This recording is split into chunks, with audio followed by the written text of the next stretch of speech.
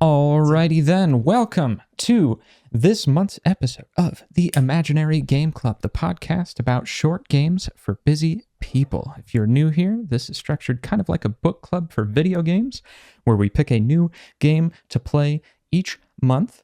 You can find out what game we're playing next month by going to the Imaginary Game Studios Discord server. That's easy to join by going to imaginarygamestudios.com and clicking on the Discord server link at the top of the page.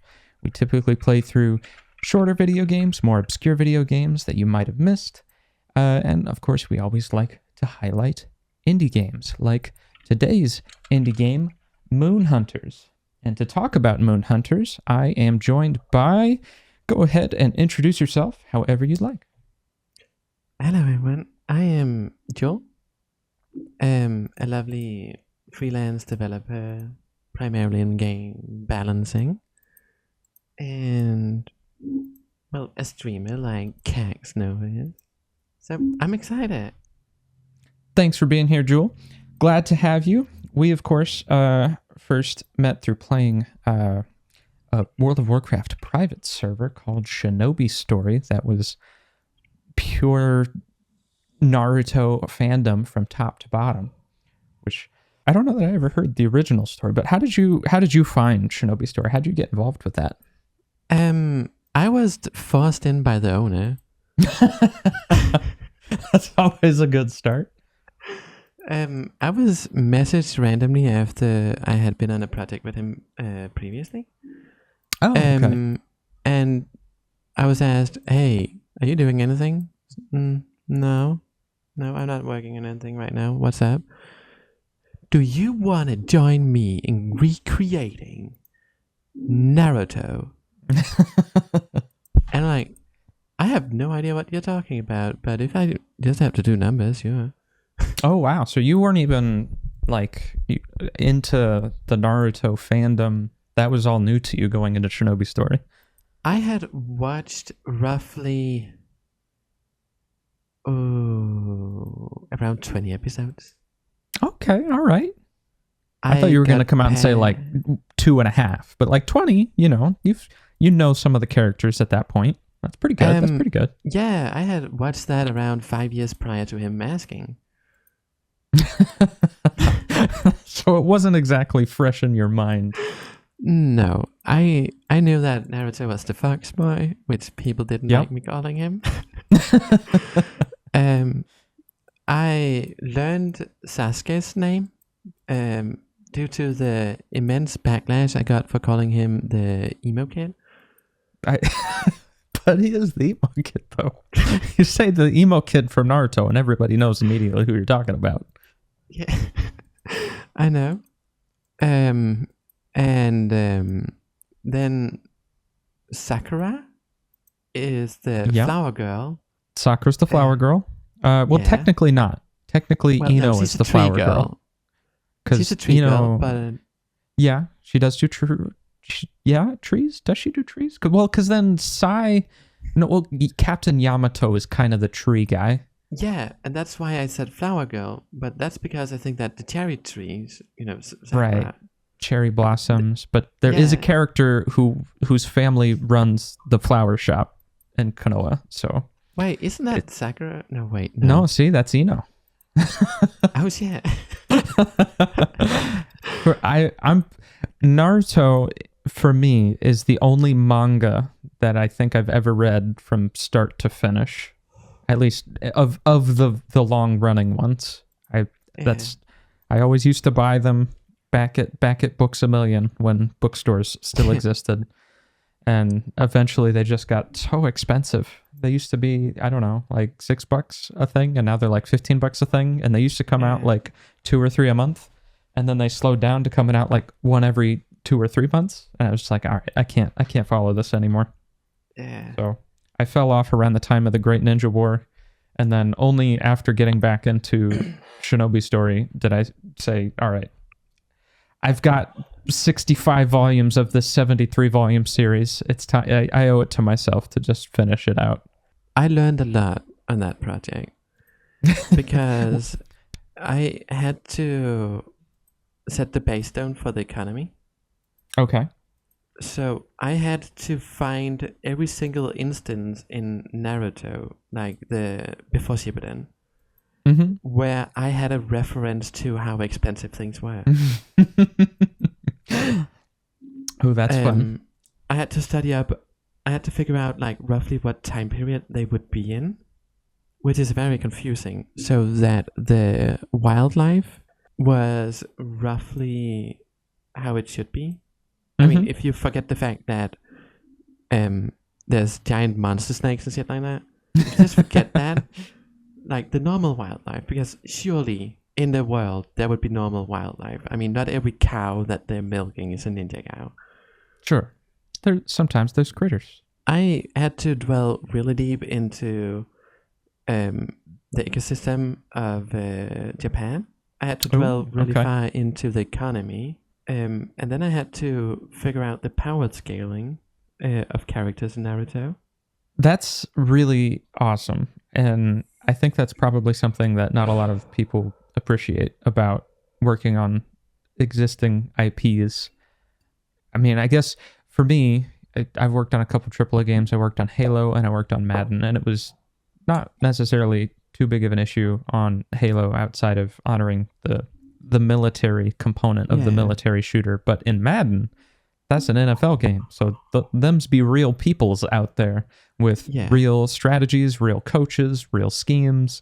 And it was a huge part of doing systems design and balancing for Madden to actually talk with the experts and meet with real coaches and figure out, okay, we're trying to make a fun game, but we're trying to make a fun game that's actually representative of something that exists. So you can't just make, fantasy elf sword of destruction. You have to make what's the right weapon that a character should be using at this point in their Naruto life. Yeah. I think people on that game precisely were so used to the power scaling of Shippuden. I mean, at that point, Naruto just becomes Dragon Ball Z and everybody's going crazy and shooting world-destroying beams at each other. And and in my mind, I was seeing children running around with a dagger. I mean, sure, they could kill a person, but they might not be able to kill a wolf. Yeah. And not always will they be able to kill a person, and sometimes they'll be able to kill a wolf. So having to reflect that through balancing, it was a bit weird. Like, the people who just started needed to, although insanely hard, close to impossible, but still plausible, to kill a Jonin. Mm-hmm. Or at least wound them. And I remember using the mist guy with the giant sword on like the island episode. Yeah.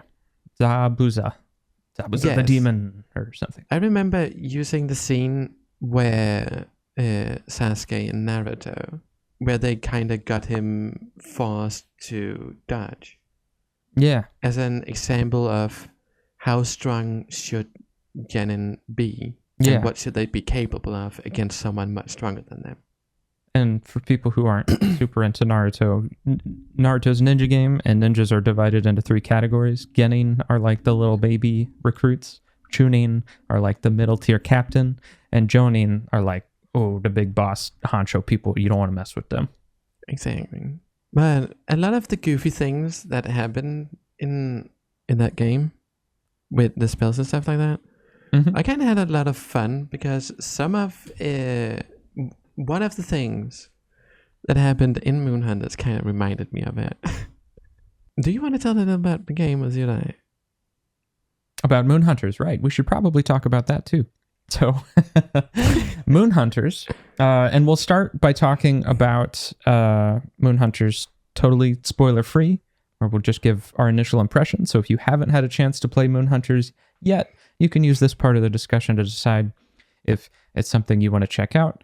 And then once we've gone over our first thoughts, then we can get into the nitty gritty of the depthful spoiler, ruin the game for everybody.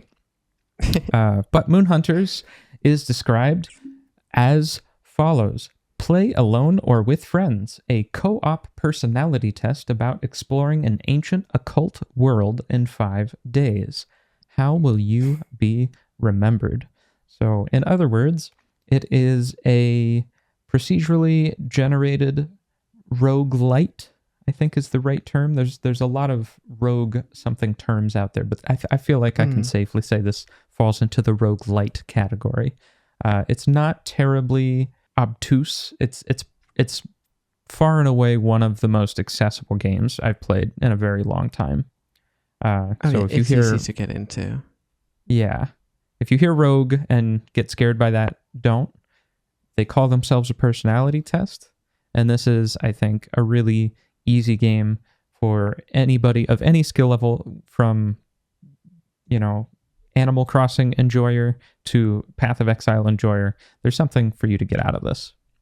So for Moonhunters, we are going to talk about, let's see. How about we just give kind of an eagle eye view, top down. What did you think of this game? Did you like it? Did you enjoy your time with it? I actually had a lot of fun. There were a single element in the game that would have me at the edge of my seat every single time I saw it. But that's just because I was stupid playing around with the mechanics of it.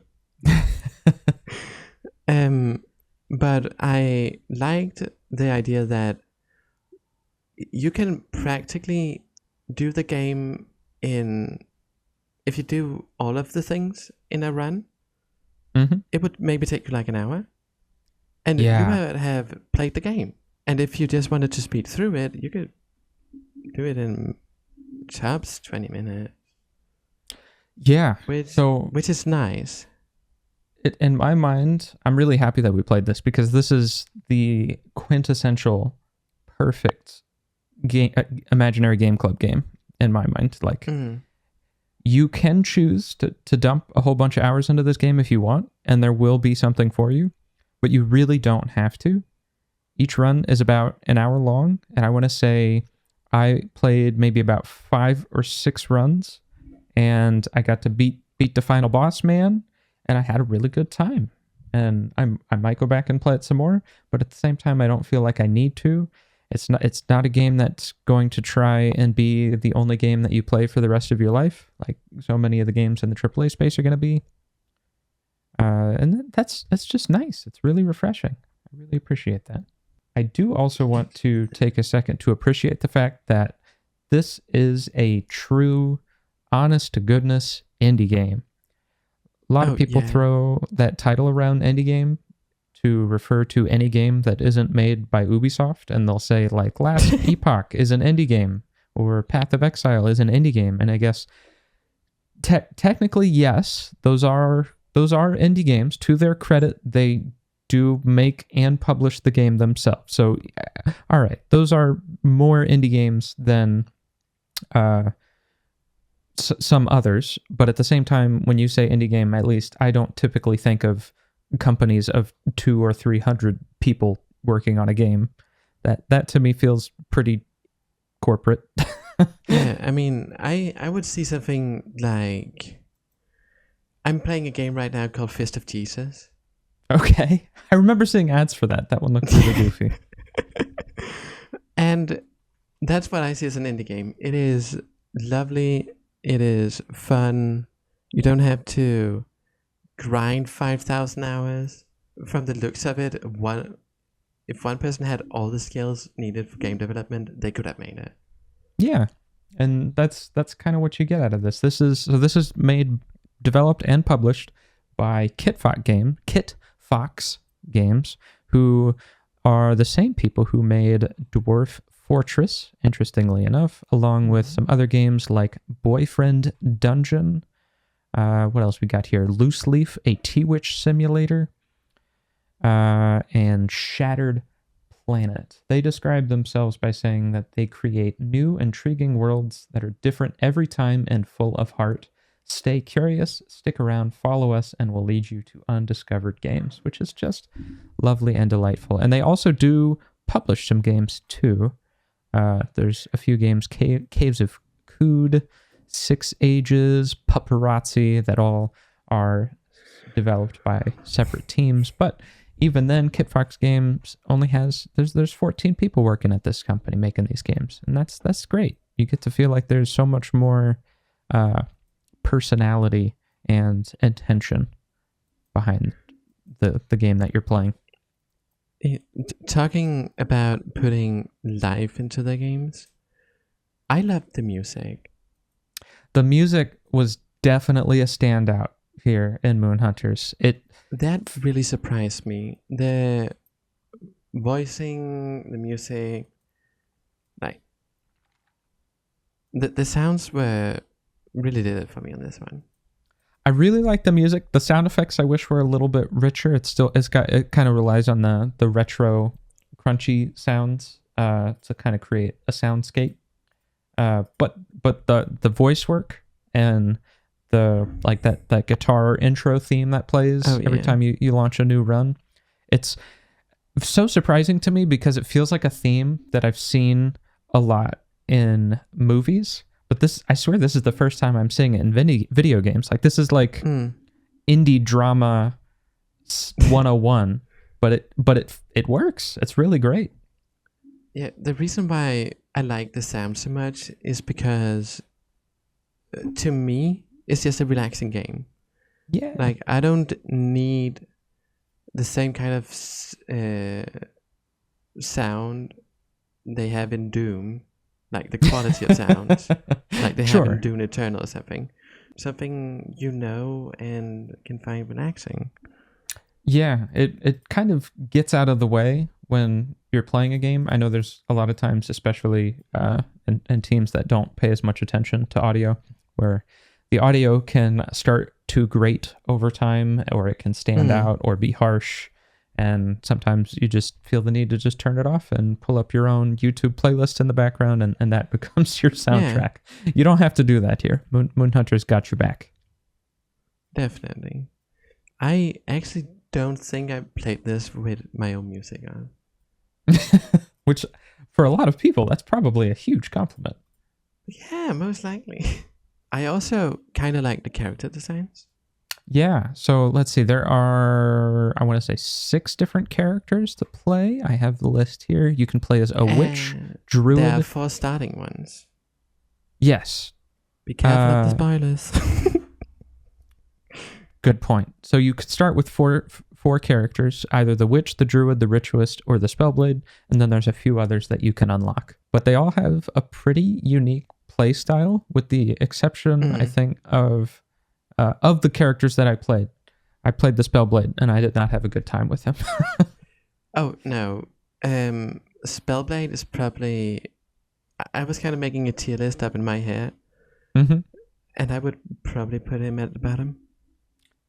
There's one character who I would definitely put lower than him, but he's my second to last. But then the witch, on the other hand, when they do give you little descriptions of what each of the characters are, the witch, they just come out and say, this is the powerful character. So when I launched it, I'm like, all right, I want to play the powerful character. So I picked the witch, and I had a great time.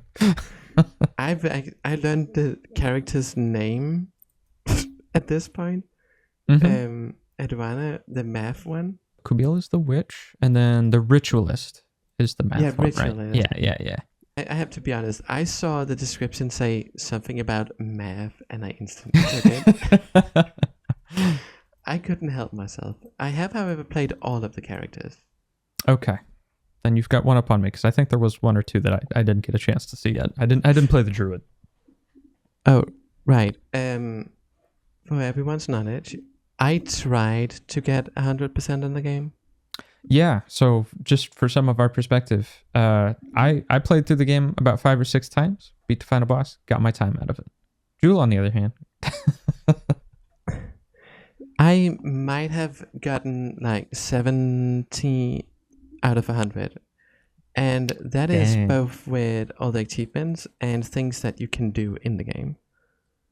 I appreciate your dedication to the podcast. I do. Let's just do a quick check here. If you feel comfortable sharing this information publicly, I Sure. have 5 hours of playtime in Moon Hunters. Where are you at? I'm at 13.9.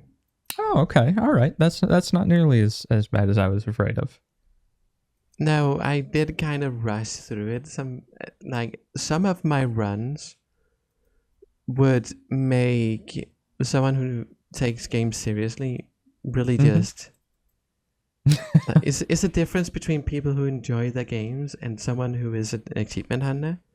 Mm-hmm. Because when I sat down and was like, okay, I need to get all the recipes because there's cooking in the game. I mean, I like cooking. Cooking in this was pretty hard. Yeah, due to the mechanics of the game, cooking is really hard, and I only got around 50% of all the cooking done. That's a lot. It is a lot. I mean, I can give the number. There's 104 recipes in the game, Okay. and doing a run, if you only cook, you can only discover 5 recipes. Yeah. So you have to unlock special ingredients as you play, which is a fun thing to unlock.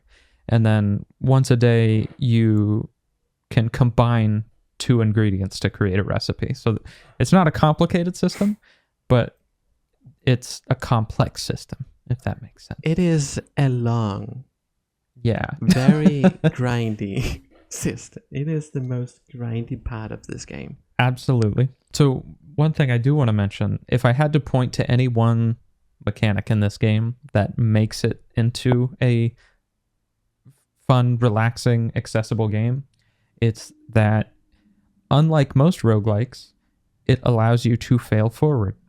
So in a typical rogue game, when you die, you die. That character gets permadeath off of the face of the planet, time to start over and move on. But in Moon Hunters, when you die, it just fast forwards to the end of the day and you lose a little bit of money. So one of my favorite things in video games is when they make failing a part of your character's story. And I think Moon Hunters does a pretty great job of that. I also think that the way that they've gone out and explained it in the lore really makes sense. Sure. You want to expand on the lore? We haven't talked about that yet. Right. So, you are a kind of spirit who is guided by a priestess in between the stars. And we are trying to figure out where the moon went. Because the moon is a goddess, of course, and her brother is the sun. Now, every time you pick a character and play the game, we are experiencing one of the old stories. And when you have completed what we call a run, which means that you have gone through your 5 days and defeated or died to the semi-last boss. Yeah. Well, one of them last boss types. Yeah, you go back to this little platform between the stars, and you get a resume of what your character has accomplished and what it is remembered for. Failing is just part of some people's stories sometimes. Yeah, it's great. And when your run is over and the character is quote unquote shelved, they, according to your personality that you've gone through your playthrough, you will become a constellation among the moon goddess. Yeah, I love the way they've handled that becomes your character select screen. That if you want to activate any of your previous run characters, you get your little hub world, which I'm a huge sucker for hub worlds in video games. And all your characters are actual constellations. You go up, pick them, look at what their list of feats were, both in the game as you played them, and then it also gives you a little bit of an epilogue of what they've done after you've completed their story. And that's just lovely. Yeah, and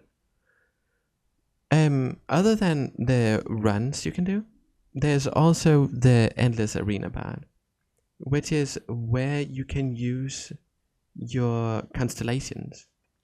So if I have done 6 runs and all 6 of them were unique so that they each got their own constellation, I can pick the one I like the most and use it in an endless arena where it just keeps throwing waves upon waves at me. Yeah. So if you're an MMORPG player and you fall into that ultaholic category, you like to make extra characters and level them up, this is a great game for you. Definitely.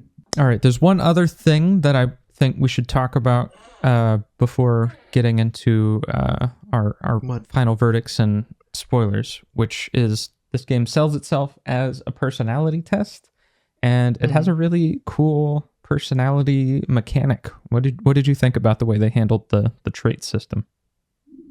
There are some things that either it eluded me because I couldn't exactly see how they had went about it. I understood most of how they set up the system, and I liked that according to how you were making your character act, you would get certain opportunities throughout life, depending on your personality traits, which will help you in one way or another.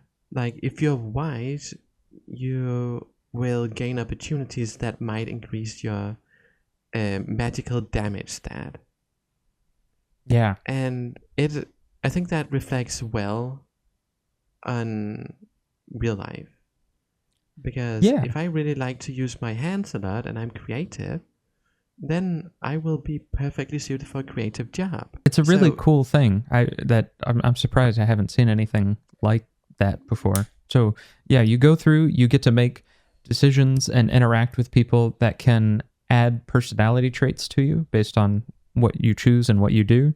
And then after having earned those personality traits, that then enables you to engage in further interactions that can apply bonuses to your character. And one thing that's really cool about it is that not only does it reward you for being brave or quick or wise, but it also rewards you for being foolish and stupid, which is just great. Just in different ways. I know there's plenty of people out there. For every D&D group, there's always one guy who wants to be the stupid barbarian, and Moonhunters actually rewards you for being that kind of a guy. Yeah, I really want to talk about the stats. All right, it's my department. I love it. Let's save that for spoilers, because I think that might get into a little bit more of the nitty gritty of abilities and stuff like that.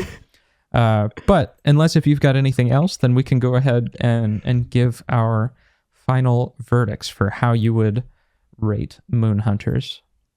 Sure. On your amazing scale for the game club, I would put it in between bread and butter and three-leg puppy. All right. Because what the game is and what the game knows it does great. It does really well. It doesn't strive to be more, causing a bunch of static in the game. It has very little static. You don't really become confused. Yeah. You become more enticed to want to explore more and try more, despite the fact that you only have 5 days to do it. Yeah, and working within those constraints of knowing, like, all right, you have this much time to develop your character. It does make your choices feel significant in a way that not a lot of other games get to achieve. Yeah, I also like the fact that they have gone out of their way so that even if you play quote-unquote the same game every time you do a run, they're unique. Sometimes the uniqueness annoyed me, but that was because I was trying to 100% the game. But before I set on my journey for that, it was lovely. I really enjoyed it. I learned my lesson with Banjo-Kazooie and the Jiggies of Time. That if I force myself to try and 100% the game, it gets a little bit stressful.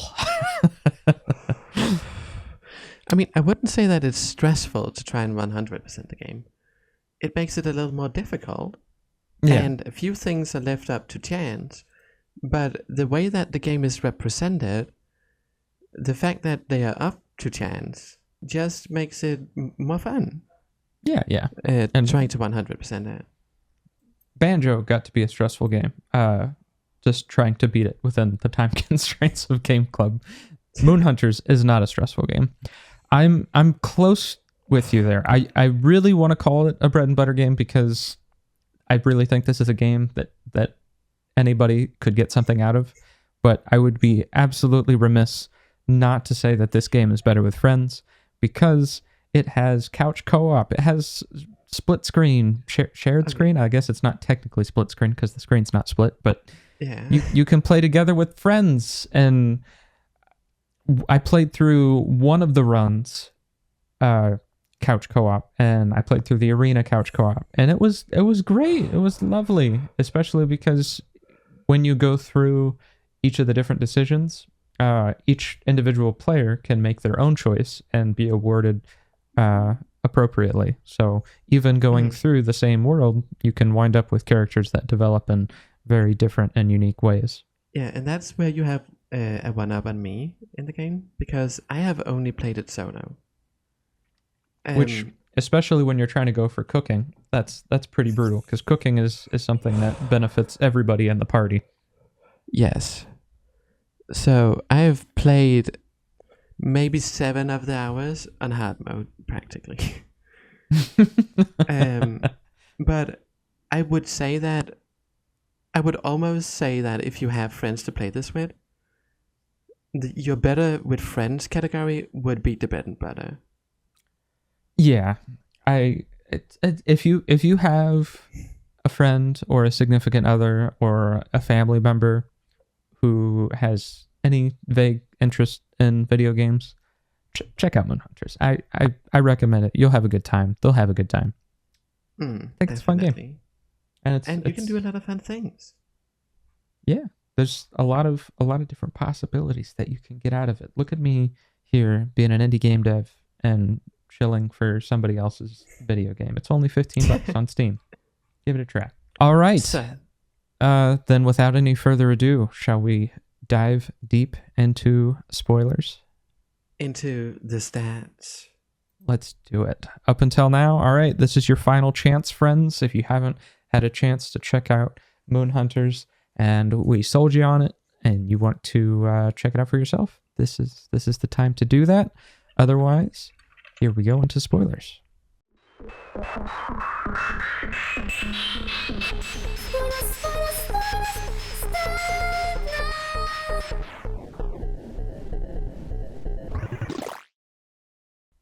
So go ahead, lead us down the trail of statistics. So we have 6 different stats. We have endurance, we have intellect, spirit, fate, and charm. Endurance increases your health pool. Intellect increases your magic damage. We also have strength, which is physical damage. Spirit is your energy regen, which is used by all classes. And fate is the amount of energy you have totally. Yeah. Charm is leadership. It has eluded me. I wanted to ask about that first because it was the most confusing. Everything else has like a 1-to-1 translation, and it explains like you get more strength, which means you do plus X more damage. But charm just says you're a leader now, yay! I like being the social character, but I didn't know how to be the social character. So I found out that leadership is impacting other players in your game. Okay. Would that like increase the likelihood of other encounters or something? Or I am not sure about encounters yet. Okay. If it impacts that, but from what I have gathered from digging around, because that's what I do, leadership should increase the overall strength of your party. Oh, okay. I gotcha. Interesting. See, I thought it was like a social thing because one of the things that got my head going, I think, down the wrong direction was there is a follower of the sun god.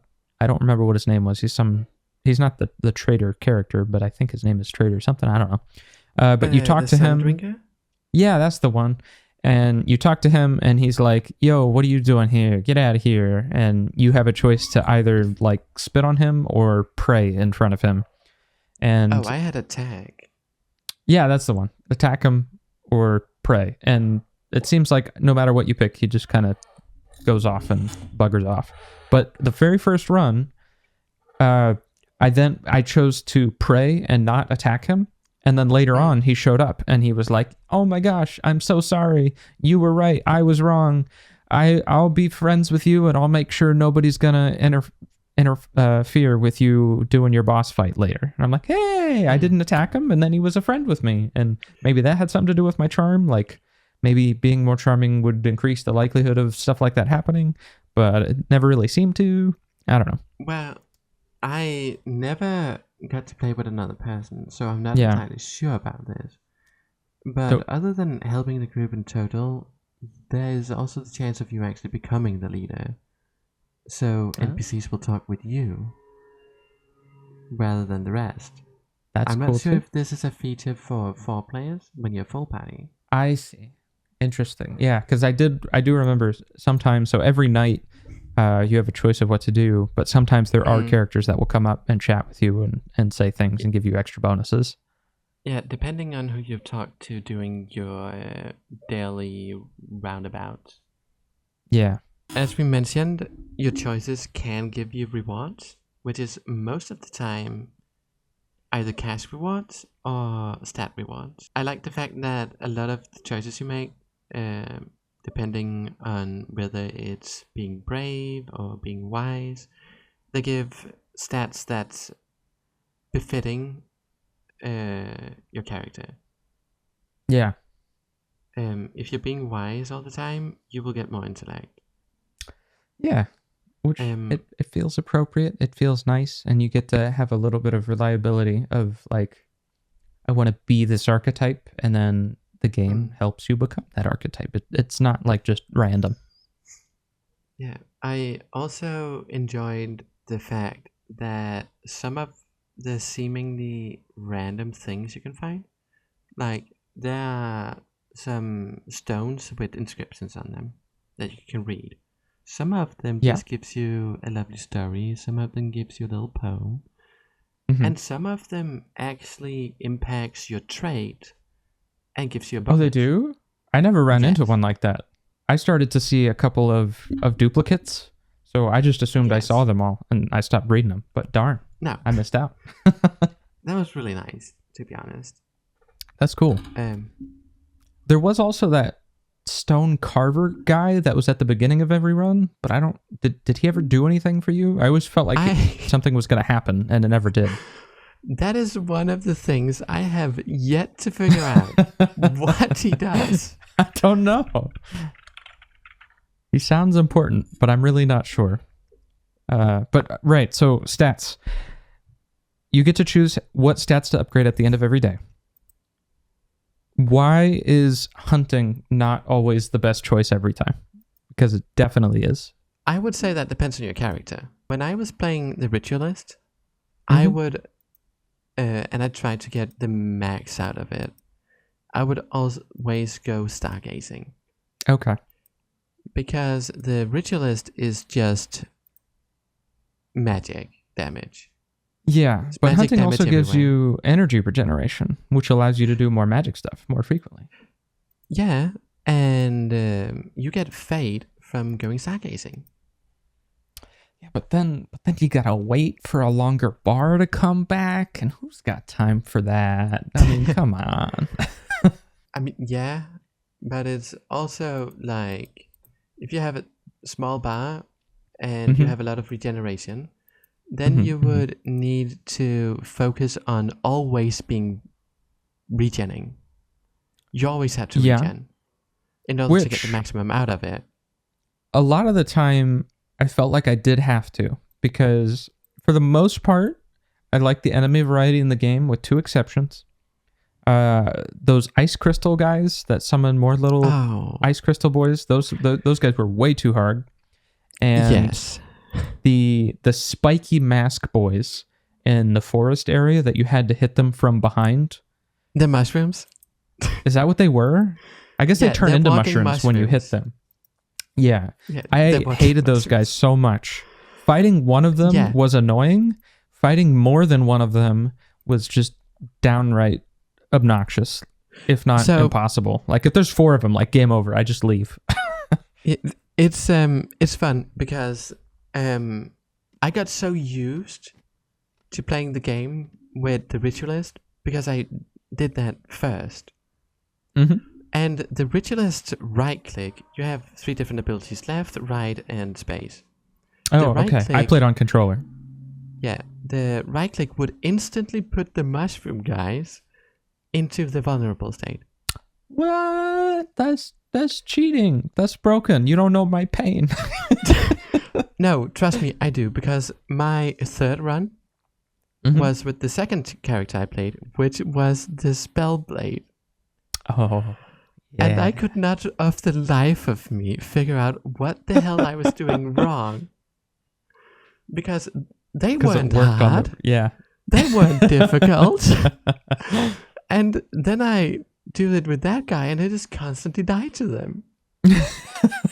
Yeah, they're really annoying. So the way you have to beat them, I think, is you have to kite them in circles, Yeah. and every once in a while they'll stop moving for half a second, which will give you a chance to then go you- poke them in the butt.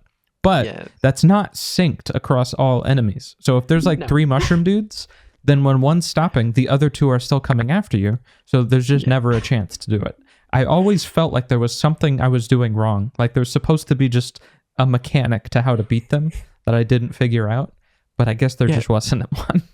The mechanic is just that they are horrifying, and you should be fearful of mushrooms from now on. It got to the point where I just wouldn't go to the forest zone anymore.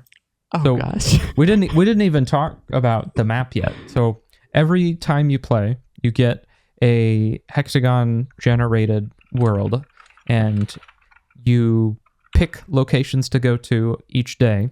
And based on the location you went to, you unlock more locations that are attached to it. So you've got 5 days, and you can kind of pick a direction that you want to go on the map and explore in that direction. And the more you play, the more you can learn what some of the icons mean. So Yeah. you start to figure out like, oh, this is a town, and oh, this is like a special encounter, and you can start to work your way towards those, and you can strategize around like, okay, I'm going to open the path up to the town, but then I'm going to go fight a bunch of enemies to get a bunch of money so that when I get to the town, I can buy a bunch of stuff, because everything's all one-time use. You can't repeat zones. Yeah. Which is kind of cool. I kind of like that. What, did you like the map? I did. When I did my first run, I noticed that I couldn't go back, which gave me the incentive to do everything. I would not leave a single point of any map untouched.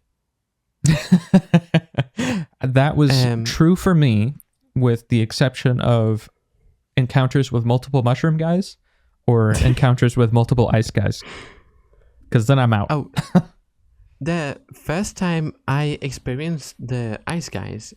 So when you're on a map, there are various things that you can encounter. You might find a cave, you might find some people to talk to. There's also forced encounters, Yes. meaning that when you get into a specific area, you have triggered the forced encounter, meaning you cannot leave before you either die or you win. Mm-hmm. My first encounter with the ice guys were in the swamp area, I think, during a forced encounter. Me too. My first forced encounter had 2 ice guys, and they just immediately wrecked me, and I was terrified. Yeah. So when they appeared the first time, I got my ass beat because it was during my Spellblade run. Oh, that's even worse. I could do nothing. Then when I later on met them with the ritualist, it was not too bad, but I really had to struggle against them. Sure. And yeah. And at one point, I went to there are 2 different mountains. There's snowy mountains and there is normal mountains. they are natural in the snowy mountains, so you're guaranteed to meet them. Yeah. And doing a ritualist run, I got a first encounter in the snowy place. 4 of those guys, Oh. Ooh. the mushrooms and those ice guys, ice elementals, or whatever it is. Whatever they is are. Terrifying. I don't know why they chose those 2 specific things to be so brutal, but I will say I am very grateful that they chose not to make one horrible enemy type for every zone. I feel like most games Oh, yeah. would say, all right, who's going to be the tough enemy in the desert zone? And this game didn't do that, and thank you. Thank you. Thank you, Well, Hitfox they games. tried to. Sure, but they were like they in- had the lions and stuff, but like they're okay. They're all right. Yeah, the lions, when they do the AoE attack, they take a lot of your health. Yeah. The bears have a really annoying hitbox for their bite attack, I found. Yeah. And they are... So, lions, desert, bears, the mountains. Then you have some guys who throw stones at you in the forest and swamp. Oh yeah. Those guys were fine. They're easy to dodge. Yeah. I was chill with them. I think that's all the hard creatures they added. Yeah. For the most part, I was happy with the enemy variety, except for those 2. Yeah. They've... I think it's just because the difficulty was so high Yeah. on them. Yeah. Well, the mushrooms were fine if you have a character that beats them up. Talking about the characters, actually. Sure. We can talk about the other 3 unlockable characters. You got the Sun Cultist, the Song Weaver, and the Snow Dancer. So let's say let's do your tier list here. You've got your tier list Right. of these guys, bottom to top. Let's hear it. So I want to put the ritualist at the top, Okay. simply because she dealt with the most enemies in the most effective way, I felt. Sure. The mushrooms, no problem. The ice guys, the small ones they spawned, just gone. I didn't have to deal with those. I just had to deal with the actual elemental. Easy. When there was a lot of enemies, she would easily deal with all of them, because she would just drag everyone into one big blob, and you can, and you have like some orbs. You have 3 or 5 depending on your upgrades, and you just pierce through all of them, and you just wreck everything. Like, she's also the one I got to level 33 and then this arena with. Nice. Wow. Next up, I would have the witch, which is also one of the starting classes. Which is good. I would put her at A plus probably. Yeah. Simply because I found out something funny while I was playing her. The laser beam has a hitbox by the edges, which makes sense, but Okay. it doesn't really push the mobs that much. So if you can shoot the laser beam in between mobs, you deal damage to all of them, instead of you just hitting one of them and it stops there. I see. And when I found out that, I was laughing a little to myself, like, oh, it would be fun if they added an upgrade that would make the laser beam pierce the mobs. Lo and behold, they did. Yeah. So it made it easier, but that was it. Like, that upgrade just made it easier to kill more things. Yeah. Another funny thing is that her basic attack, which does not require energy, pushes you back a little when you attack things.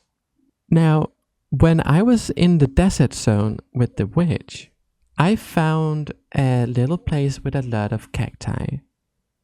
Have you seen those? Yeah, those places were great. That's like Yes. multiple health refills and money. Yes. Do you know why I like that place a lot? Except for those things. No, because that's why I liked them. It's because apparently the basic attacks knockback, like your personal knockback, the one that pushes you away from your enemy, Mm-hmm. the pushback on that attack is dependent on how many enemies you hit. Oh, okay. That's weird. So if you hit one enemy, you get pushed back a little. If you hit 10 enemies, you get pushed back 10 times as far. So when I was at this cacti circle thingy, I Yeah. went up to it and I was like, oh, I have an AoE attack, so I'll just hit all of it. And I was just launched to the edge of the map, and I was sitting there like, what the hell happened? So I tried it again, and then I realized, oh my god, they did not put a cap on this. Oh, that's great. So I can imagine the witch being really fun in the Endless arena. Oh, yeah, because everything's so tightly grouped together. Yes. It was great. Next up, I would probably put the dancer, the Snow Dancer. Snow Dancer. Yeah. See, that's my number one. That's who I took to the arena and just wrecked everything. yeah. 'Cause- I really liked her because if you just spam strength on her, Mhm. you can basically one shot the shield that is on the semi last boss. Yeah.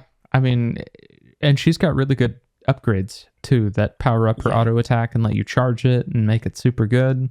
And Yeah, like when you her- charge it and you're full on strength and you hit the boss guy at the end of your runs, you just demolish his armor.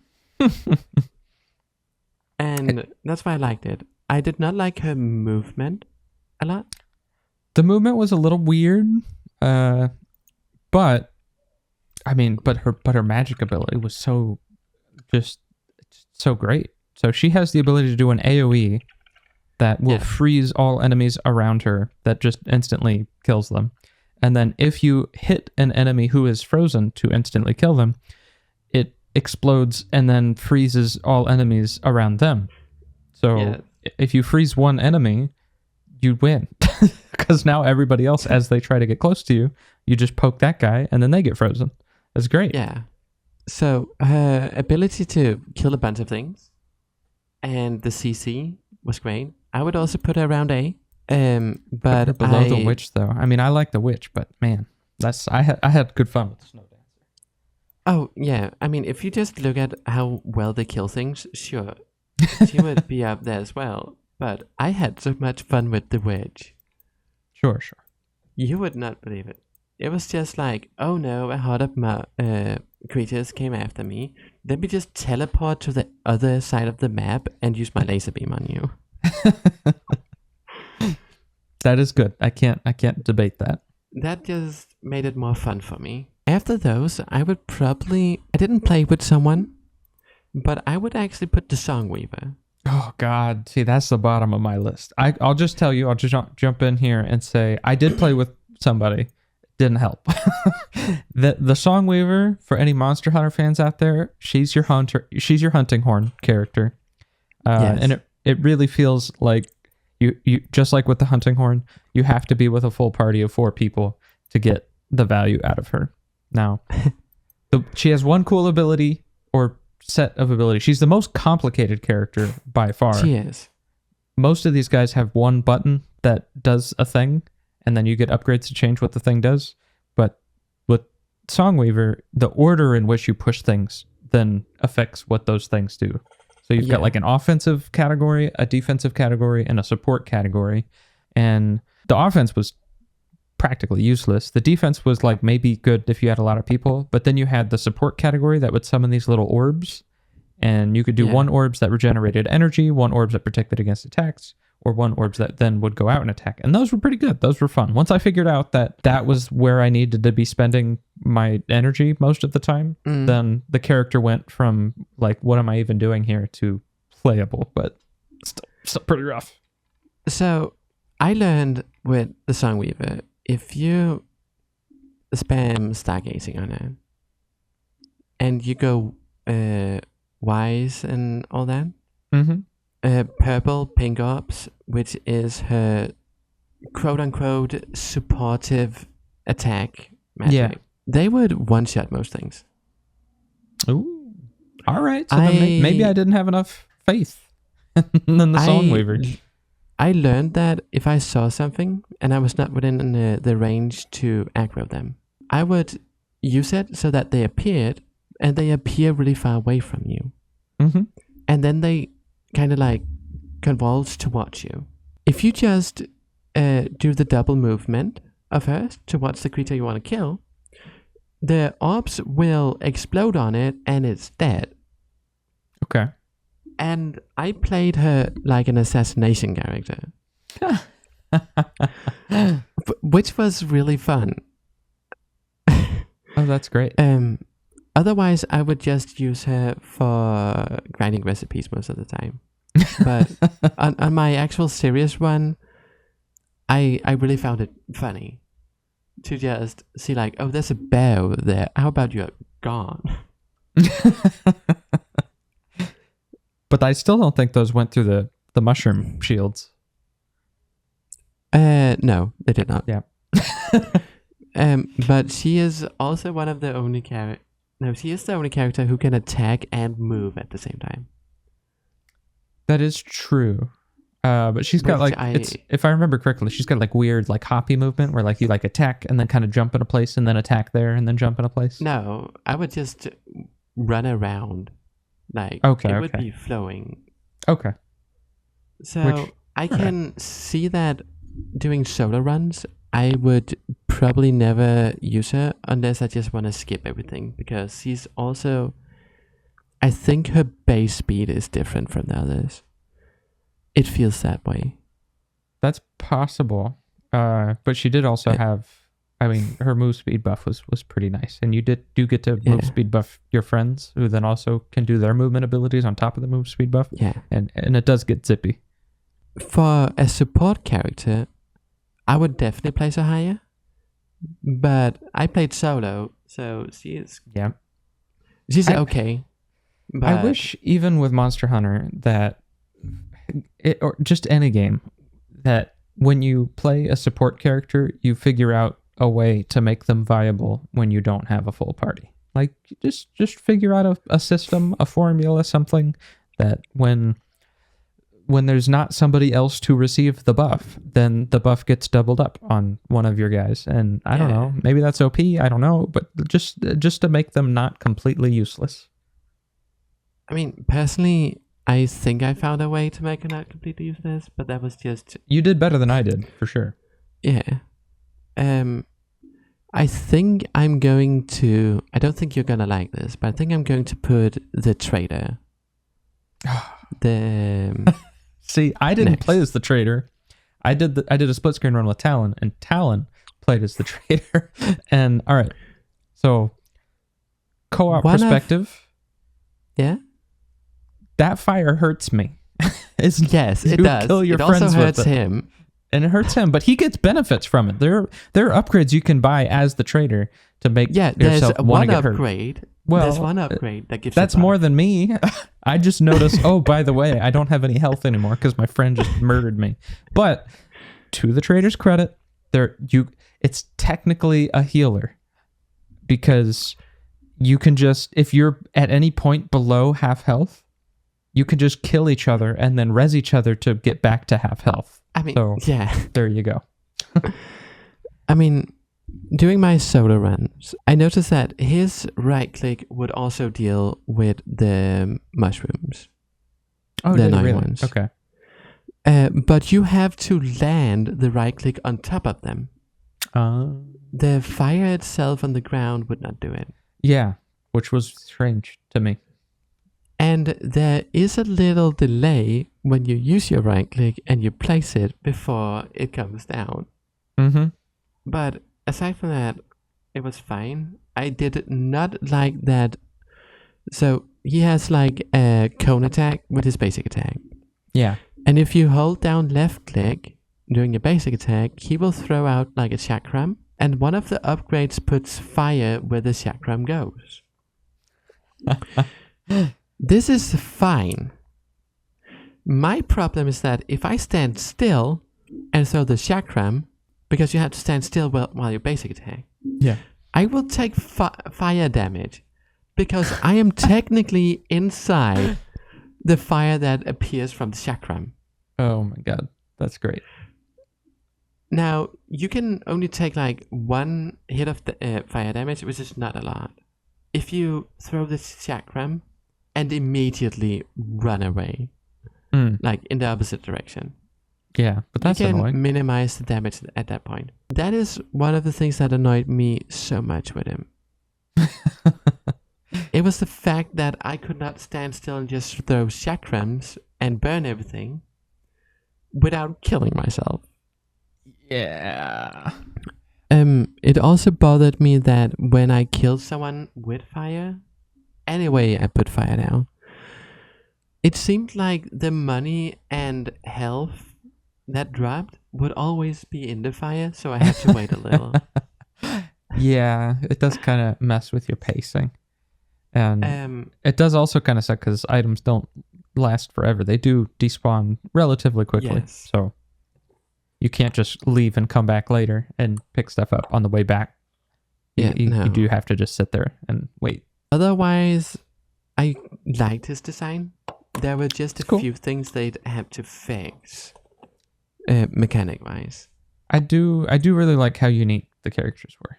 They did a good job with, Yes. I don't know if I want to call it limited resources, with simple designs, simple but distinct. Now, next up, I have the druid.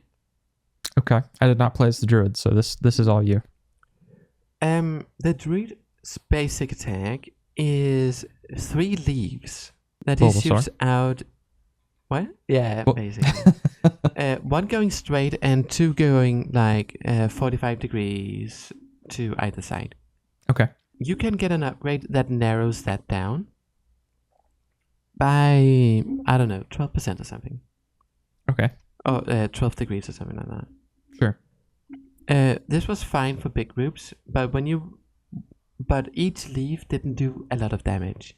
One leaf did not do a lot of damage, so you would have to be really close against creatures with a lot of health to get a decent amount of damage on them. I see. Like a shotgun man. Yes. I also did not appreciate the fact that his right click, it was a slow, which is great, but it did not last very long unless you got the upgrade for it. You could also get an upgrade where everyone who was in it took damage, which does not work on mushrooms, That's weird. which annoyed me a lot when I found that out, because that means I have to do the entire running around like an idiot and hit them in the back. Now, his movement ability is changing forms into a kind of lion. Yeah. Now, you okay. move faster that way, and one of your attacks kind of like launches you forward. Okay. And then you have your basic attack, of course, which is just a bite. Mhm. I used it to travel around when I noticed that I had to go like through half the map to get to somewhere else because I kind of like skipped it. Yeah. And that was it. Personally, I don't know if it's just because I didn't use it enough, but I felt like the melee in that form was a bit funky. Okay. Yeah. Not great controls will make the experience not very fun. Yeah, no. Next up, we have the Last and definitely least, the Spellblade. which I would probably put into the Q tier. Because he's such a cutie? No. Because QT? Do QT? Yeah. All right. I'll go ahead. The Spellblade didn't do it for me. I had a lot of trouble hitting his basic attack. Which sounds silly, but it always felt like he would attack the direction I didn't want to attack in. And then he would go like, oh, right. It's this direction. It seems to me like the Spellblade should have been the tutorial character where they force you to play as him once in the beginning. Just so to that you anchor can you. live miserably. Yeah, so that then every other character now all of a sudden feels even more super awesome and powerful. But it felt really bad to play the Witch first and then play the Spellblade, because then it was like, oh god, what am I doing here? Yeah. Another thing with this basic tank, just like the trader, is that when you hold down his left click, he throws out. No, when you hit, how is it? You hit 3 times, Mm-hmm. and he throws out a tornado. Yeah, You know what pisses me off about that tornado? doesn't last long enough. That's too It small. It doesn't stun. The hitbox is small, Oh, okay. and it doesn't hit the fucking mushrooms. Nothing does. They're the worst. Why are they in this game? Get out of there. And I've been so upset every time I got an AoE attack of any kind, like a 360 AoE attack. Uh-huh. That was on any of the other characters. I would get pissed the second I saw it didn't do the mushroom thing. It should. It feels like it should. When you light the Yes. ground on fire underneath a mushroom, take damage, please. Why does putting something on my face prevent my feet from being burnt? I don't get it. Yeah, I mean, even if it's not, even if it makes it so that it doesn't go into like the vulnerable state, at least make it lose a bit of health. Like make basic attacks still not work on it, but at Mhm. least lose some goddamn health. Something, please. Then there was his movement. What was his movement With- ability? The dash. His movement was, yeah, it was dash. I didn't like it. Didn't feel as magical as some of the other ones, for sure. He would just jump around, and that's basically it. Whereas my favorite character, the Ritualist, would leave small black holes that pulled people in, whereas he left with the teleport. Now, let's be honest with ourselves here. How much of your favoritism to the Ritualist is because the character was great versus just because it talked about how this is the character for people who like math in the description? I picked it because of the math, but I stuck to it because of the potential. All right. Fair enough. I truly found it the easiest to do the runs with. As I said, mushrooms and ice elementals, go home. Oh, there's like 500 of them. Mm-hmm. Actually, no. The mushrooms, even if there were 10 mushrooms at once, I would still engage them with the Ritualist. I mean, I might be a little biased, but about the character itself. But from a mechanic standpoint, I truly think that C is the easiest and probably not the highest damage dealer, but Mhm. the most effective. Well, all right. If I have to go back and do another few runs, I will have to spend some more time with the Ritualist and see what I can do. C is a bit money dependent though. The money thing. So here's one thing that was interesting to me is playing with multiple people, I believe, makes more enemies appear. And if not, then it Mhm. definitely, one way or another, I felt like I had way more money playing couch co-op than playing solo, Yeah. which is great because now you can buy more upgrades and stuff. It definitely felt weird because usually, I don't know, games get like harder with more people, and this felt like Yeah. it just got way easier by having just one other person. I am curious if you play this game with 4 people, hit me up in the Imaginary Game Studios Discord. Let me know. Did you just have infinite money all the time? Because I mean that'd be great. It sure Yeah. making strong characters really easy. But even if you're a solo player, maybe plug some extra controllers in there and just walk around and get rich. My experience with money was that when I did my normal runs, I would not have a money problem because I found a little niche discovery. Okay. It is that depending on the zone you're in, you get more money because there are some creatures that have a higher chance of dropping money, but also a higher chance of dropping a lot of money. Ooh, is that right? Yes. So if I needed money, I would go to a normal mountain because the bears can drop between 0 and I think like 7 or 8 money. 7 or 8? Oh my god. I Yes. did not. Meanwhile, they also have a chance to drop a stack of 15. What? The birds in the mountains drop between, most of the time it would be like 1 to 5. I guess I wasn't going to the right zones because after I developed my phobia of the forests for mushrooms and the icy areas for the crystals, I spent most of my time going towards the desert. There are no bears in the desert. I also feel like the mountain zones were a little bit bigger. Yeah, because each map has a limited number of resources that you can get from it. And once you got it, that's it. You're done. Mm. Even though, I mean, if I had to say one other thing, even though some of the maps, I mean, they're not that big, there was no way to pull up the map of the area you were in, right? As far as I could tell, you just had a little mini map in the corner. It was really annoying to not know if I had seen everything in the map and to have to like walk around everywhere a second time to find nothing. Like, let me see the whole map. Or even though they're small levels, just give me like little fast travel points that you unlock in the zone to teleport between them. That would have been great. I think that makes it really easy. I wouldn't mind having the small map, but maybe make me able to hold down left click and just move it around. Yeah. I mean, that's all I need. Minimum. Just to know if there's more places that I have yet to discover. Because although that my memory is rather good and I would note down mentally that I have to go back again, sometimes I forgot, especially in the mountains, because there's so many like branches of roads you can take sometimes. It is nice because it seems like all the maps have kind of the same structure of just like there's one central left to right, the place you're trying to get to is on the right, and then there's vertical lines that you can choose to go on depending on how much health you have. Talking about zones, we have the swamp, the mountains, snow mountains, the desert, and the forest. You were scared of the forest and snow mountains?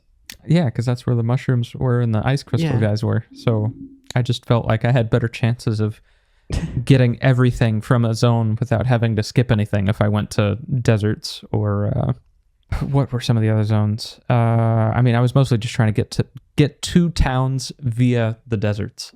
That was kind of my meta strategy by the end of it. I do want to ask all right, are there any super special, awesome highlights that you had while playing? Either good ones or bad ones that we haven't talked about yet?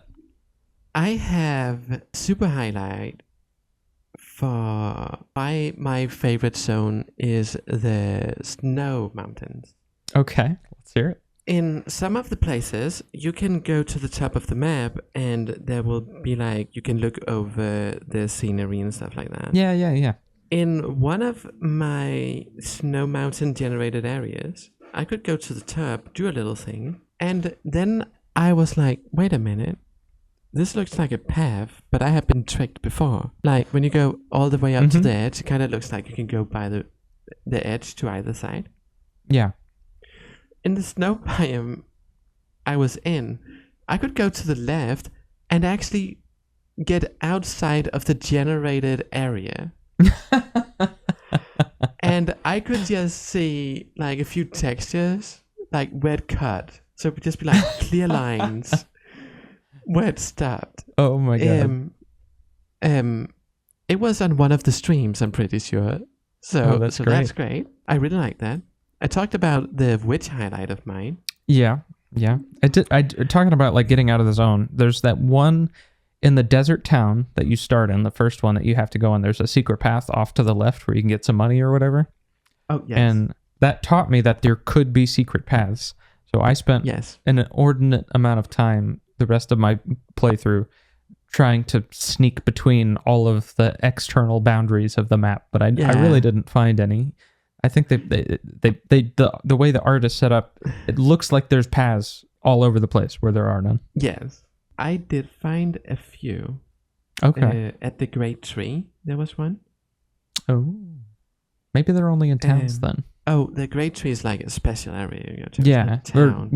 Sure. I mean, like the non-combat areas or whatever you want to call them, the places that you can go that don't consume one of your 5 days. Yeah.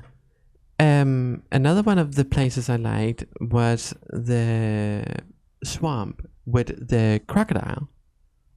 Okay. Because when I was running around there killing a few things and I got over to it, I just see this gigantic crocodile head and I was just baffled. I'll say my favorite part of my experience was in one playthrough. I forget who told me this, if this was a character that told me this or it was the lore weaver lady in the hub world that said something about this. But they gave me a hint that I could, normally you go through the 5 days, you fight the final boss, you kill him. Great. Yeah. But I got a hint that there was an alternate way to beat the game by making the bad guy fall in love with you and you elope. Yes. So then I'm like, oh my God, all right, that's awesome. And now the way that you do that is you have to get the seductive trait and then make sure that you rest the night before the last day to increase your charm. And if you do that, then you can just skip the final boss entirely. And that was a really cool, awesome, magical experience. And that's exactly the kind of thing that when you find that and you do it, you're like, wait a minute, what else is here? What else is hiding in this game? And it makes you want to play more. So one of my first hints in the game was some person had heard that there's a cat that could teach you how to talk to animals. Oh, see, I assumed that was a druid thing. No, and she didn't think that it's her cat because it's too stupid for it. And from that second on, every single time I saw a cat, I would do all I could to do it. So later on, I figured out there's only one cat that talks to you. Okay. Which is when you go to Baba Yaga's, like when there's a zone with Baba Yaga. Yeah, I saw Baba Yaga once, and then it just got up and ran away, and I didn't know what was going on there. I have pissed her off, so she just left me alone. I got charmed by her and then saved by a cat, which she hadn't fed for like 500 years. And I am so sure that it is the cat I need to learn how to talk to animals from. I also learned that in order to talk to the spirits, you need to do a kind of quest. Interesting. Where you have to go to the mountain area. Then you have to leave food at an altar. Then you have to have no other character come speak to you at your camp so that the wind spirit can visit you. Then she's going to say that she liked the food, but she really wanted a carb sandwich, like a fish sandwich. Then you have to make sure you have the ingredients, and the next day you have to do the sandwich. Oh my gosh. And then she will appear. Or I think she will. That's because insane. the day I made the sandwich, I had talked to a character that replaced her. Oh no. So I never got it, and I haven't found the stupid altar to get her back again. That's a little much. I love when there are like these crazy edge cases that mean that you can discover things that most other people will never see. But when it gets a little bit too involved, then that kind of puts me off a little bit. Let me ask about the oasis. So one of the special encounters in the desert is to find an oasis, but it turns out it's just a mirage. And if you try and drink from it, you get the foolish trait. But if you don't drink from it, then the oasis turns into a fox. And then there's just a fox there. What you can push him around. I discovered that you can push him around and take him with you. But he doesn't, other than that, he doesn't seem to do nothing. And that just seems like such a strange thing. Is there like some folklore about mirages turning into foxes that I don't know about? I feel like I was missing something there. If there is, I have no idea. But you weren't able to do anything with the fox either? No, I have found several foxes throughout the game, and I have not been able to have a proper interaction with any of them. Maybe you know, now that I think about it, maybe it's just like supposed to be a reference to the company because they are Kit Fox Games after all. So maybe that's supposed to be their mascot. I don't know. Oh, another hint you get at one point is about the moon goddess. Did you meet the moon goddess? No. So here's my total accomplishments are beat the final boss man, easy peasy, or I should say beat the 5-day boss man. Did the seduction route and we eloped. I did encounter the final boss man on like day 2, but I think that must have been on my Sword Boy playthrough, Yeah. on my Spellblade playthrough, and he's terrible, so it didn't work out very well for me. But then I did do the arena up to level 10, and then at level 10, you get to fight the real super boss, the sun god himself. Yeah. And I beat him. But anything outside of that, so I don't know what happens if you beat, I don't even remember what the character's name was, the devout follower of the Sun Man on day 2 or whatever. I don't know what happens there. And that's what I got. So when you do the run-throughs, you sometimes unlock new areas which you can go to. Mhm. Like you unlock, hey, you can go to the river now, or stuff like that. Yeah. When you get a certain hint which says that something about, first it's the new moon, then it is the half, and then it's the crescent moon. Yeah. Something I about saw those that. lines. I saw that. Yeah, you will get an area where there's like a big circle in the middle, and then 3 circles at northwest, east, and south. Okay. Interesting. When you step on the 3 that is mentioned in the order you were told, Mm-hmm. they will light up. You get a little chat line from the character, and then you press the last one. When you do that, it says that you get like a little feeling of something, and then you go up to fight the ultimate boss. Except you don't fight the ultimate boss. The moon goddess appears and says that although her brother has destroyed her body, she does not wish for us to keep on fighting or something. And you get 2 choices: forgiveness or attack. Okay. You can attack the guy, the I see. Melchior. Gotcha. If you attack him, you refuse. You get an achievement called Heartbroken, which is refuse a direct order from Isara, which is the moon goddess name. Mm-hmm. And she just gets mad and abandons the world herself. Well, she kind of does no matter what. So maybe that's the canon ending after all. However, if you choose forgiveness, you get an achievement called Forgiveness, and it says reenact the ancient rituals, which makes the sun and moon go back into harmony, and the sun cult and everything and the tribes are just best friends. That's interesting, because see, I thought that the super secret ending was going to be discovering what actually happened to the moon goddess. I am surprised to learn that the real thing is no, the moon goddess got offed, and that's what happened. Yeah, the sun destroyed the moon goddess's body, I see. which is the moon, which is why the sun did not rise. Interesting. 'Cause see, I wasn't sure like what level of theming they were going for. Because what ends up happening if when the sun takes over the world, then it kind of becomes technology land, and is that it gave me like Full Metal Alchemist vibes, for lack of a better analogy, where this, the moon god version of the world is where alchemy wins, and the sun god version of the world is where technology wins. And I thought there might have been a way to make the alchemy magical tribal system of life work, but I guess not.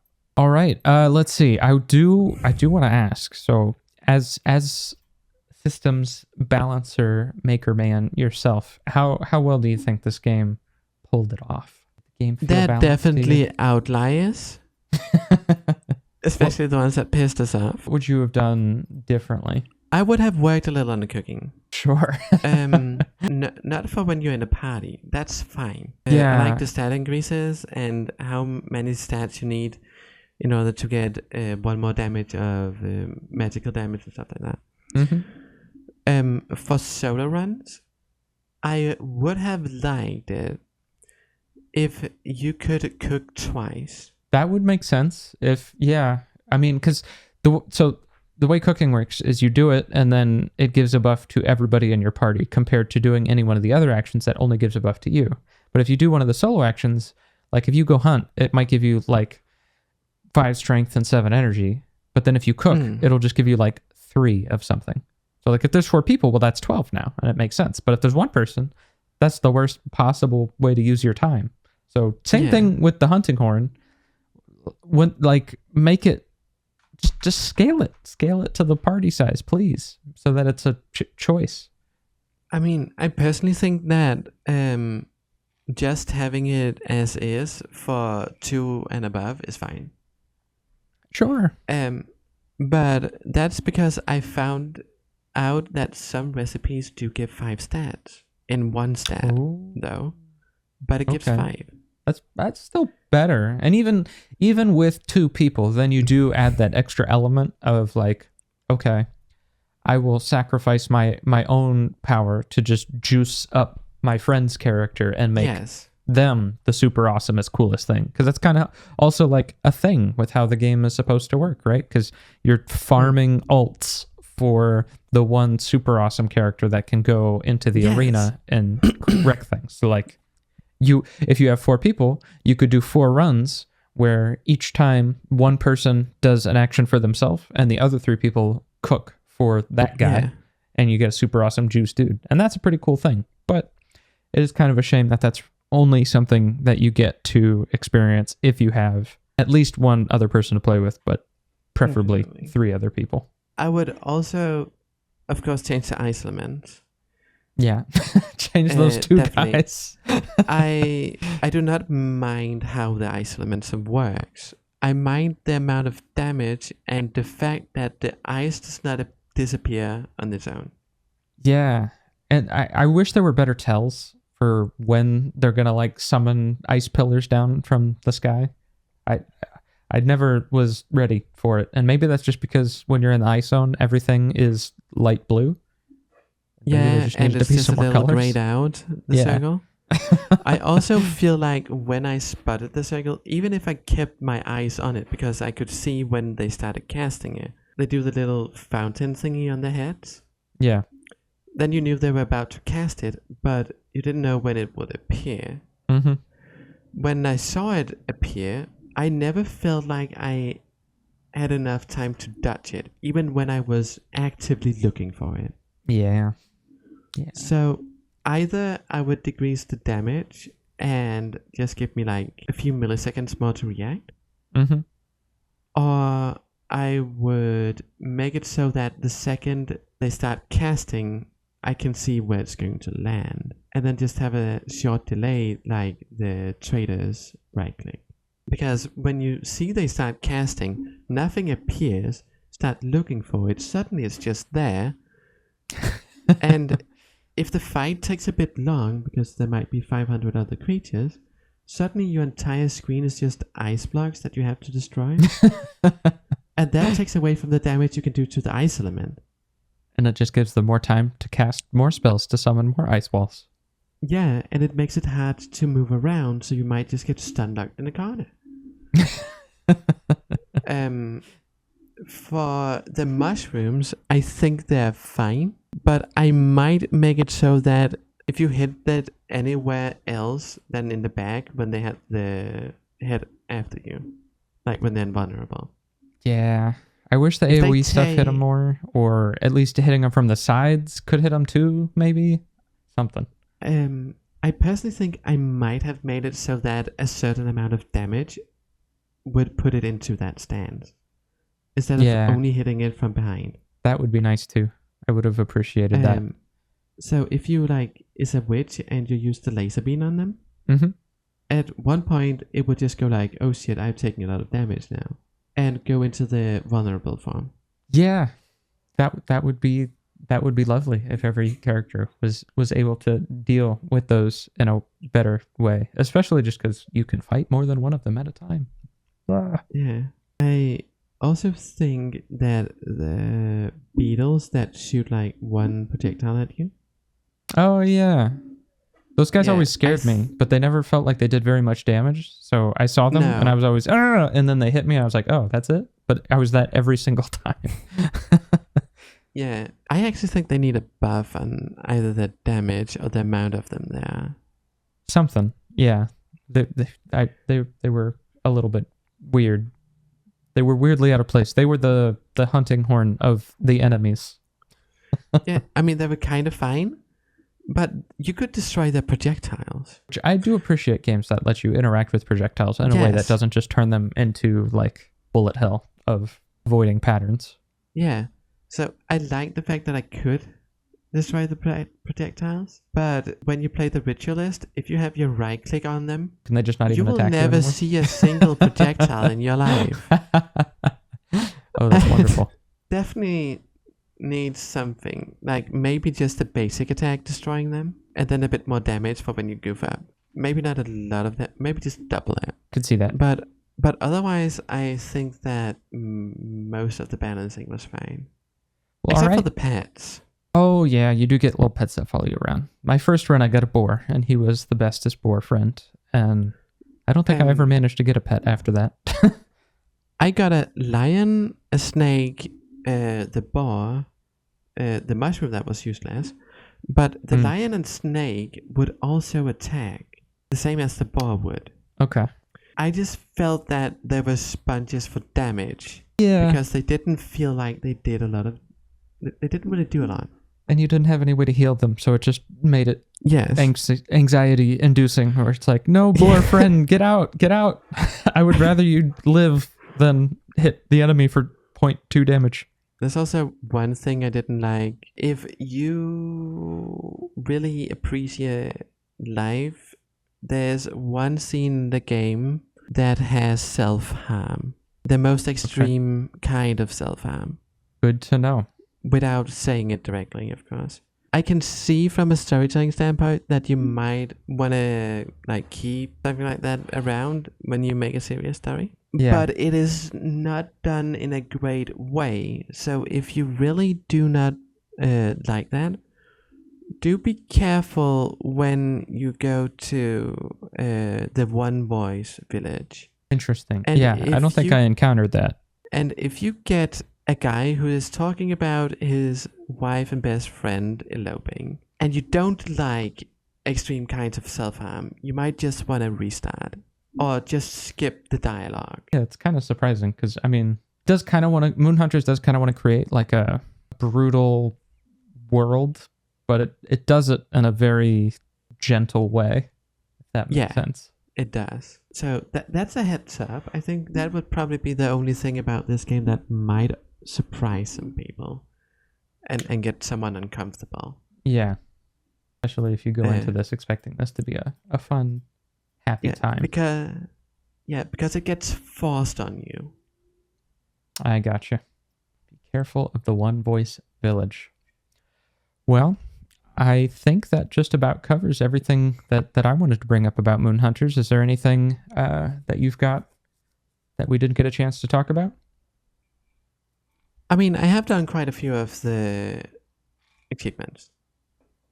Sure. Yeah. So you said you got like roughly 70%. Just give us a hint here. Which one are you most proud of? The one I'm most proud of. Mm-hmm. Oh, it might be either the one. I think it might be the Wave 30 in Endless Arena, but then again, That's pretty good. It was a bit easy. I don't know how far I would have been able to get if I kept doing it. I did die on the first arena run I did on that final wave because it was like super easy, waves 1 through 9, and then wave 10 is just like, here is every enemy, go. Yeah. Caught me off guard. But no, I actually wanted to go a bit through them because there are Sure. a few ones. There is the one that says find a place for each player class in the heavens at the same time. Oh, This refers to the constellations that your character is given at the end of your run. yeah.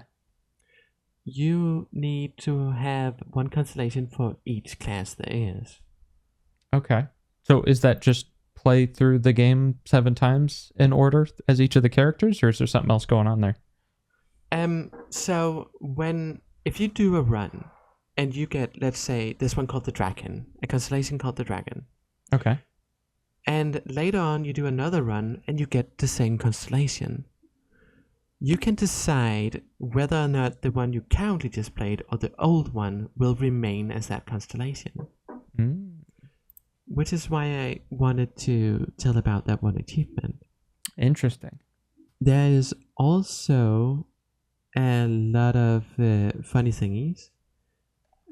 If you want to play it and you want to be surprised, I suggest not looking through the achievements. Yeah. Because it will tell you a lot. I mean, it won't tell you everything, but it will tell you quite a lot. Yeah, there's sometimes they just put like question marks or whatever, or hide what the achievements are if you haven't unlocked them yet. But I guess this one doesn't have any hidden achievements. I do see that Master Chef Fill Your Cookbook is the hardest achievement to get at 0.8%. Yes. Which, interestingly, despite being a 4-player couch co-op game, the second hardest achievement to get is Clone Wars. Complete the game as quadruplets, which I assume just means play the game with 4 people as the same character. So that shouldn't be hard to do. It just means that probably not a lot of people have played this with 4 other friends. Yeah. And if you really like achievements, you might want to get good with the Songweaver. Oh, is that right? There is a lot of achievements with just the Songweaver. Oh, wow. Interesting. So one of the achievements suggests that there is a cap on how much gold you can have, which I really want to try. What? I see treasure, fill your pockets. Yes. It's got the opal icon. Dang.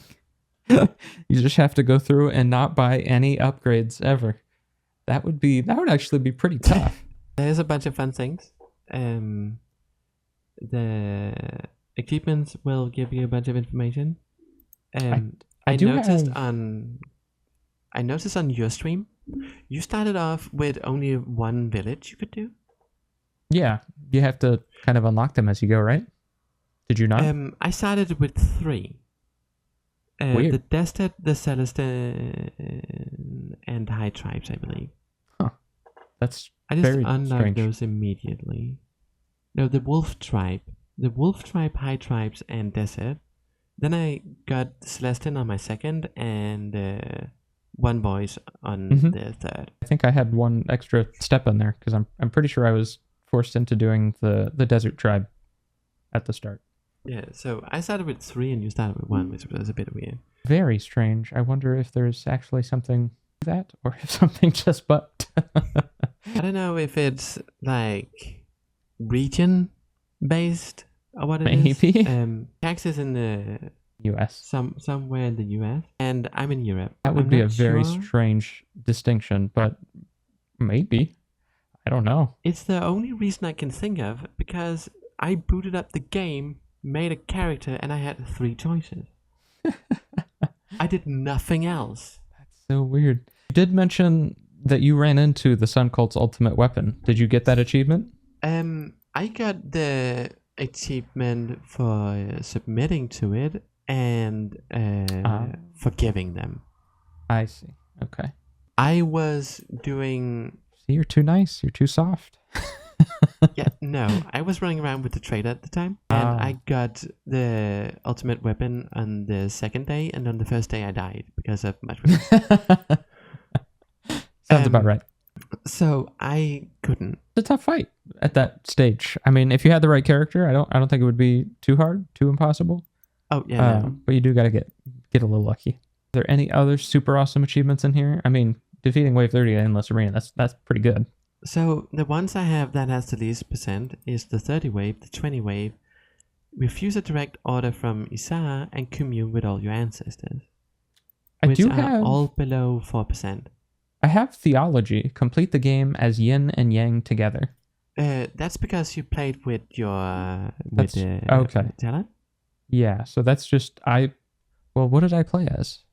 I played as the Songweaver and he played as the Sun Cultist. So is that just what that is? Maybe that's what that is. The Songweaver is a priestess of the moon, and the trader is a guy of the sun. I see. All right, then. There you go. That's it. So they don't even... I guess even if you had 2 people, you might not know that that's how to get that achievement.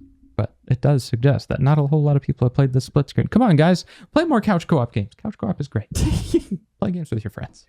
It's good. See people in real life. So yeah, it's great. It's also really great for achievement hunting. I have to say that. Yeah, these all seem relatively reasonable. There's no reach level 99,999s in here. Yeah, no. Well, all right, Jewel. Thank you so much for joining me in this month's episode of Imaginary Game Club. I hope you enjoyed Moon Hunters. I know I had a pretty good time with it. I enjoyed it a lot, and I have been loving it here. Always fun talking about games, especially when there's annoying mushrooms. Well, I don't know if there's going to be any annoying mushrooms in next month's game, where I will be joined once again by Eric, who we did the Belgian Surrealist RPG off with in the very first episode of Imaginary Game Club. We are going to be playing Bloodborne PSX, the PSX demake of Bloodborne that is available for free on itch.io. If you just search for Bloodborne PSX, it should be one of the first things that comes up. I love the PSX graphical style and want to do more with it myself, so I think this will be a good little dive into what makes it really work. Are you a Bloodborne fan, Jewel? Are you a Souls fan? No. Interesting. I mean, all right. I like the games for what they are. I just don't play them. You are in the minority amongst my friend group then, because everybody I know goes absolutely crazy for these games. I personally do not like Souls games very much at all. I find them to be very difficult in a frustrating way, not necessarily in a challenging way. So it's me who is a very anti-Souls person, talking with Eric, who loves his Souls-like games to death. So it's going to be a very fun conversation. And I do see that split screen support is now available in update 1.05, which is the current release of the game. I have no idea what split screen is going to be like for Bloodborne, but that actually has me really interested. I think you should get him to do split screen. Because one of the things I have tried Soul games. Okay. And seen other people play it. One of the things that seems to be a really big factor is you being aware of what the hell's going on. Yeah. And split screen kind of messes with that. So I think it would be a great experience for someone who loves Soul games to get trashed at. Might have to give that a try. And I hope anybody listening who wants to join us for next month's Imaginary Game Club will also go check out Bloodborne PSX along with us. And for anybody who's not super familiar with Bloodborne, I'll go ahead. I can read the little description we got here. Let's cleanse these foul streets. Travel to the Gothic Victorian city of Yharnam, whose blood-soaked roads are filled with unspeakable terrors hidden behind every corner. Wield over 10 unique hunter weapons using the strategic action combat system to vanquish your foes. Dodge incoming attacks with your hunter's quick-step ability, parry enemies with your Quicksilver firearm, and transform your trick weapon to tailor your loadout for any encounter in this new next-generation 3D experience. It's very funny for a demake that blends RPG and action in a way you've been seen before. Only one question remains. Can you survive the night? Ooh. I think it'll be a good time. And then to close this out, I've just got two things to plug that are not me, because that would be grossly inappropriate to do on a podcast.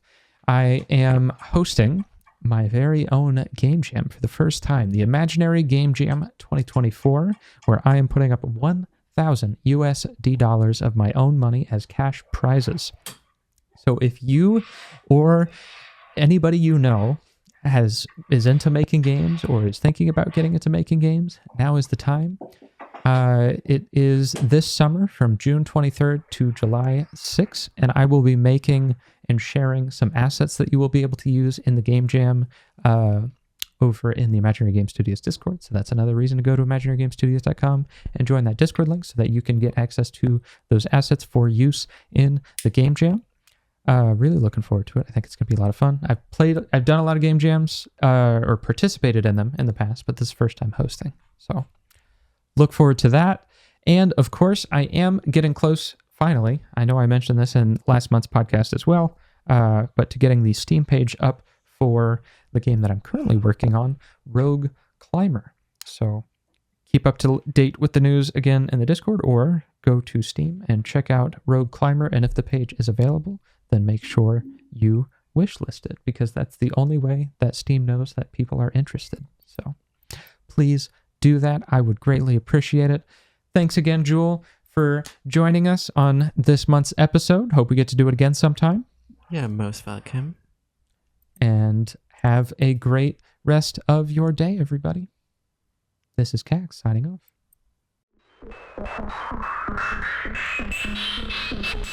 Thank you for listening.